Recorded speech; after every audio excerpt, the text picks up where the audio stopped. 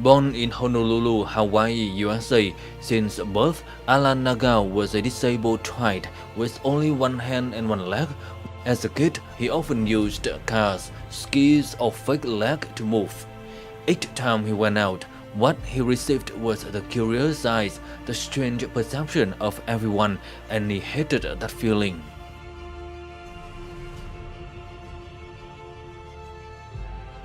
Then Alan dreamed of becoming the richest man in the world so that no one can joke on his disability. So far, Alan has set an important position in the list of the 5% of the richest people in the world. Over the years, Alan has come to Vietnam and participated in exchanges, talking with the youth and the students here, thereby inspiring Vietnamese youth to do startup.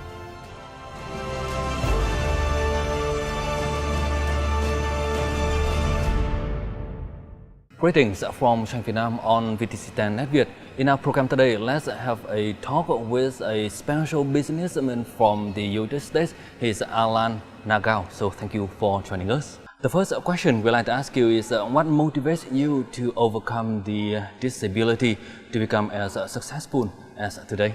I was born in Honolulu, Hawaii, really from a humble family and beginning, I was disabled because of a drug given to my mom during the pregnancy. It was for morning sickness, but in the early 60s, tens of thousands of cases of very huge disabilities without arms, or in my case, without a leg. So I have an artificial leg from here, making it very difficult to walk, especially when I was a child. So I had a difficult childhood in that. I had to wear a helmet every day, and I was very different from everyone. And kids maybe thought I was a robot or a monster or something like that. But I think the beauty is that when God take away something, give you something else. And for me, that was this smile on my face. And I think I was just born like that, with this very good ability. No one, even when it was difficult for me, I always had this smile. And so I think it's just a natural thing to always look for maybe the bright thing that could be there, when even if you have some problems. You have been to Vietnam several times already, so what can you say about the spirit of young people here doing startup? I love the young people here in Vietnam. First of all, I don't think they have any preconceived notions of life.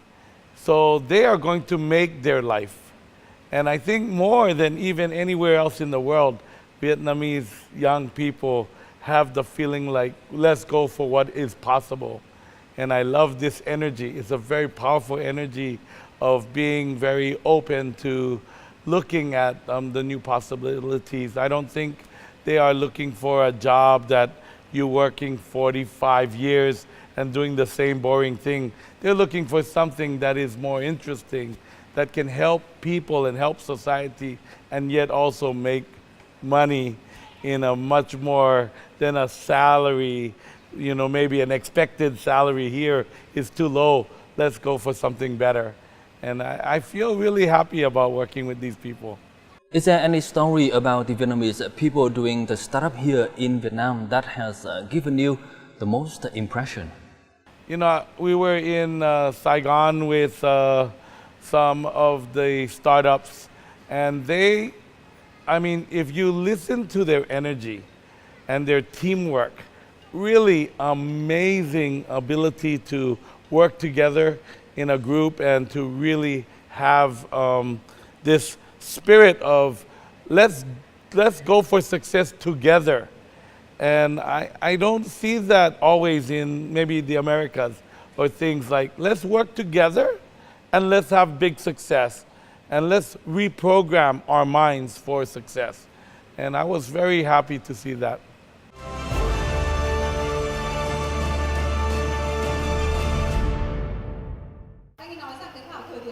Alan travels around the world working with startup entrepreneurs and small businesses and government organizations and agencies to support entrepreneurial spirit.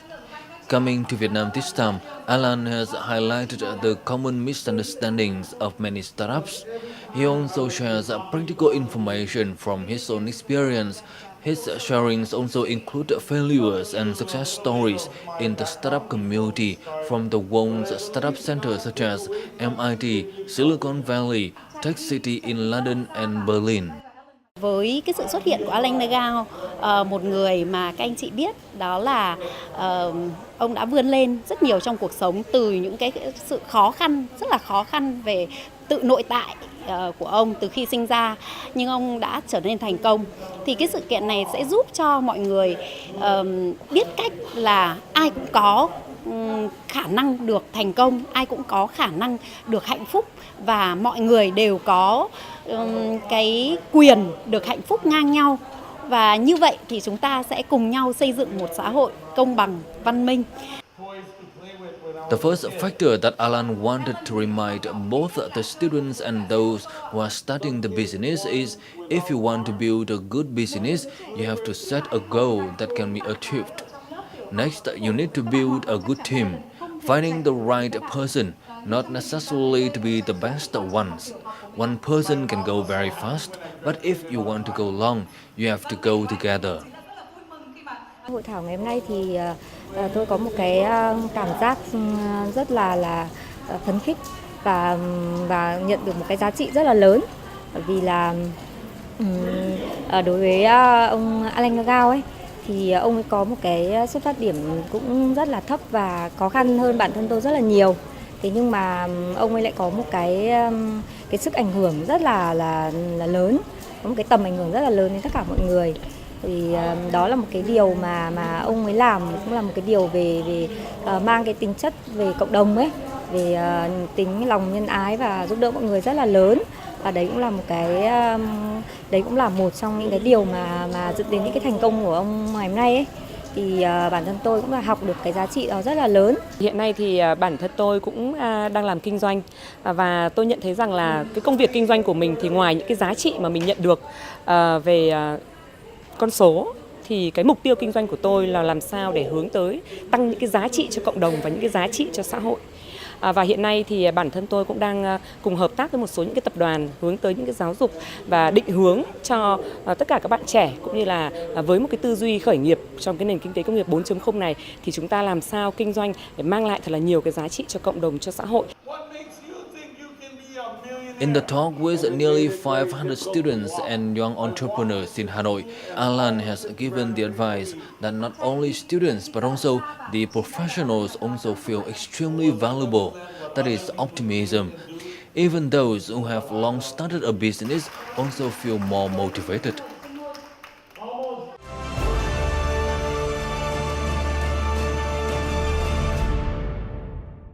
You once mentioned that a goal is very important. So, in your opinion, how can we set the achievable goals and to be successful in life? Well, that's an interesting way you put it, achievable goals.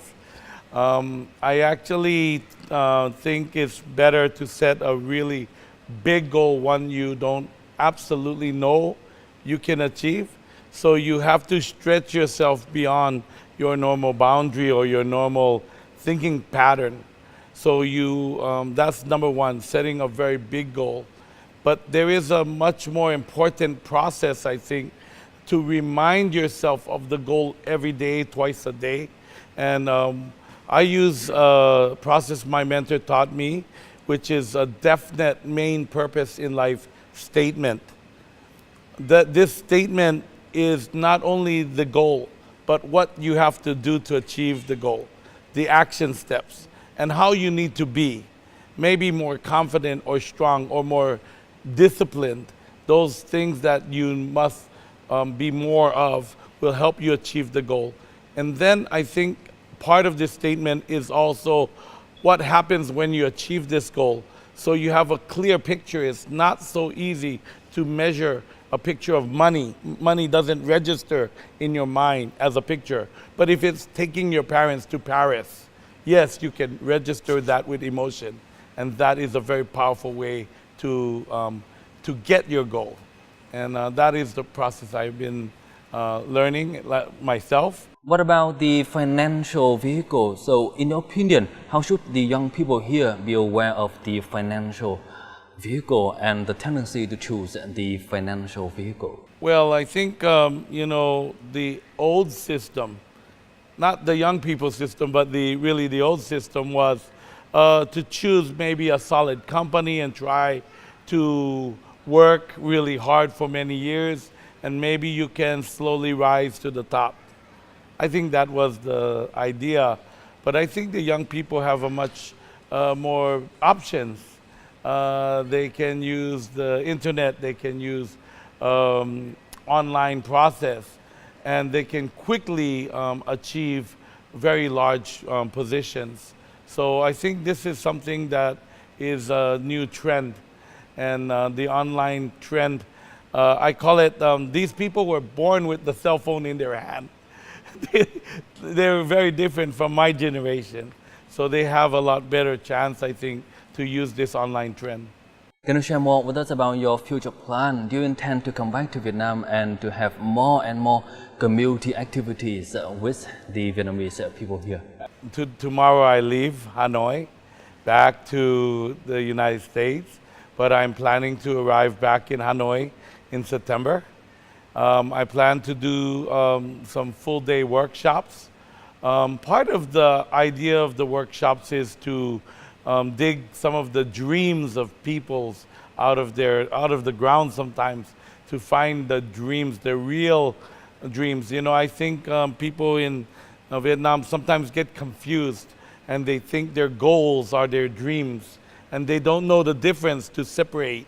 So we really we strive to teach that process of really dreams, of really looking for those dreams. And then I really plan to do full-day workshops so we can have more time to explore this and to dream and to map those dreams, and then to write definite purpose in life statements and self-confidence formulas that I have learned from my teachers, my mentors. And the final question is, do you have any message or advice you'd like to give to the Vietnamese young people, especially those who have the passion for a startup? Yeah, well, for sure, if you are one of those that are looking to do a startup, I think there is two things to really remember. You must have a good vehicle, something to drive that's more than just a salary. You need something that will pay you on your result or on your efforts. And if you can find that vehicle, the other part of this process is to develop your mind, to have the mind of success. And if you want to learn that mind of success, there is many ways, of course. There's books and tapes and videos. Those are one way. But of course, if you can get in touch with a mentor, someone that can really hold you. Imagine swimming, to learn to swim with a book. You could drown if you didn't have a teacher to hold you in the water and teach you how to kick and paddle and breathe, and then you can swim. So that's what a success coach really is someone to hold you in the water and to teach you by steps, and to watch you do those steps and then help you from there. And I think we have a program that we're setting up here to do that. But in the end result is not just success. I think you do work for success, but in the end you work for significance, to do something great for the world. And when you get to that moment in life, life becomes really beautiful. So thank you for joining us. Yep. And that's all we have for this episode of Strength Vietnam today. For comment and feedback, don't hesitate to write to us at strengthvietnam@netvietTV.net. Thank you for watching, and goodbye for now.